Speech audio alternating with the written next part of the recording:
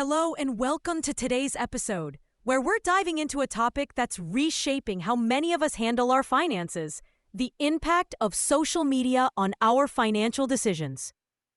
Now, you might think of social media as just a place for staying connected or being entertained, but it's also become a powerful tool influencing how we manage our money. From platforms like Instagram to TikTok and even X, formerly known as Twitter, these social media sites are not just about sharing life moments. They're subtly, yet powerfully, steering the way we think about money.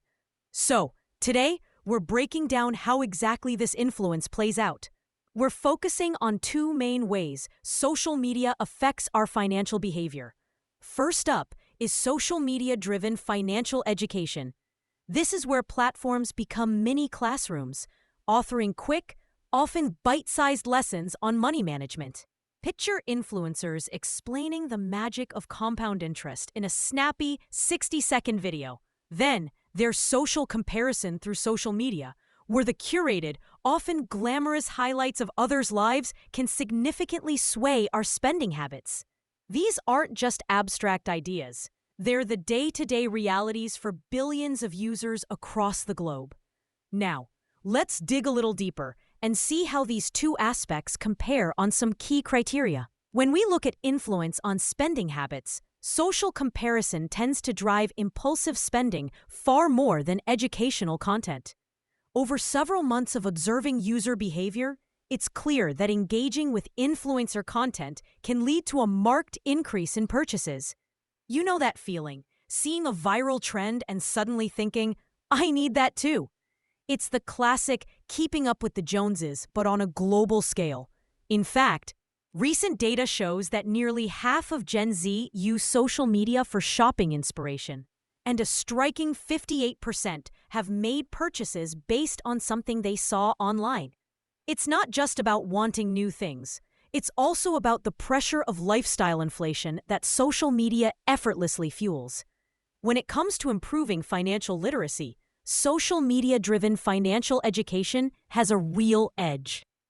These platforms offer accessible tips and strategies that traditional finance often struggles to convey in an engaging way. It's genuinely exciting to see complex financial topics broken down into easy-to-understand formats. However, and this is a crucial point, there's a huge risk of misinformation. A survey from 2024 highlighted that more than half of high school students who use social media for financial info aren't always confident in distinguishing between good advice and bad. While influencers are making financial topics more engaging, remember that the quality of advice can be wildly inconsistent. So, always cross-reference with established financial institutions or academic sources. Now, let's talk about long-term financial planning. Here, educational content, when vetted, often provides a much better foundation. It teaches principles, not just trends. Social comparison, on the other hand, can set you up for disappointment with unrealistic goals based on others' perfectly curated lifestyles. It can be tough to plan for the future when your feed is constantly showing you the latest must-have gadget or an exotic vacation that seems just out of reach. In terms of user engagement and retention, social comparison takes the lead. It's simply more entertaining, emotionally charged, and let's admit it, often addictive. People around the world spend over 14 billion hours on social media every day, with the average person dedicating more than one full waking day each week to scrolling.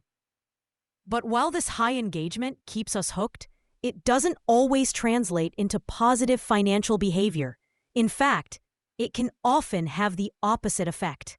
Peer influence is another significant factor. Social comparison leverages this heavily. It can have both positive and negative impacts on financial decisions.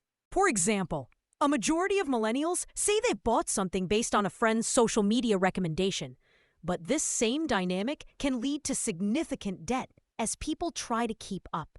So, where does each approach really shine? Well, in scenarios where users are looking for quick and practical financial tips, social media-driven financial education is the go-to. It's particularly effective for younger generations seeking to boost their understanding of concepts like budgeting or saving. On the other hand, if you're into analyzing market trends, gauging consumer sentiment, or finding new financial strategies, social comparison might be more your speed. But remember, it should always be approached with a critical eye. Think of it as a tool for observation, not a guide for your spending. Now, let's weigh the pros and cons. Social media-driven financial education offers incredible accessibility with a vast variety of content that has the potential to genuinely empower. However, the risk of misinformation is significant, and the content can often be surface level, lacking the depth needed for true understanding. As for social comparison through social media, it provides unparalleled engagement and is excellent for spotting trends. It can even motivate us when we see friends achieving financial milestones, but it actively encourages impulsive spending and can lead to financial dissatisfaction because of unrealistic comparisons. So, who should choose what? If you're a financial literacy seeker, I'd absolutely recommend opting for social media-driven financial education. It's a great fit if you need structured, digestible information and are willing to sift through content critically. Always checking with reliable sources. Look for content from certified financial planners or established educational institutions that have a social presence. Now, if you're a trend enthusiast and have strong financial discipline, social comparison could be your tool. But proceed with extreme caution. Use it for market insights, not as a personal spending blueprint. To wrap things up, navigating these social media influences depends entirely on your personal financial goals and your ability to discern credible content from noise. If you're looking for structured guidance and improved literacy, educational content is undoubtedly your best ally. However, if you're driven by trends and peer influence, social comparison might resonate more with your current habits, but it requires a disciplined and self-aware approach to avoid significant pitfalls. As many millennials and Gen Z are already turning to social media for financial advice, it's crucial to approach these platforms with both curiosity and caution. Thanks for tuning in, and until next time, keep those financial goals in sight.